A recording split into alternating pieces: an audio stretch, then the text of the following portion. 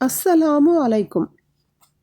ஆயிஷா ரலியல்லாஹு அன்ஹா அவர்கள் கூறியதாவது, அல்லாஹுவின் தூதர் ஸல்லல்லாஹு அலைஹி வஸல்லம் அவர்கள் யமன் தேசத்தின் பருத்தியாலான வெண்ணிறமுள்ள 3 துணிகளால் கஃனிடப்பட்டார்கள். அம்மூன்றில் மேலங்கியோ தலைப்பாகையோ இருக்கவில்லை.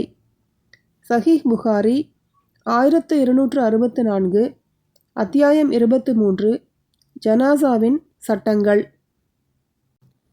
இப்னு அப்பாஸ் ரலியல்லாஹு அன்ஹு அவர்கள் கூறியதாவது, இஹ்ராம் கட்டிய ஒருவர் அரஃபா மைதானத்தில் தங்கியிருந்தார்.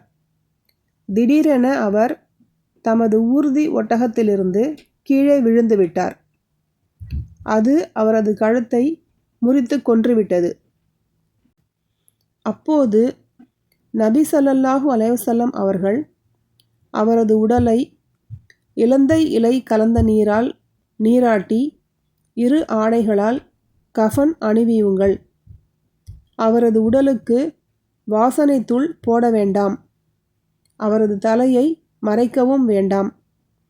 ஏனெனில் இஹ்ராம் கட்டியிருந்த அவர் மறுமை நாளில் தல்பியா சொன்னவராக எழுப்பப்படுவார் என கூறினார்கள். புகாரி 1265, அத்தியாயம் 23, ஜனாசாவின் சட்டங்கள்.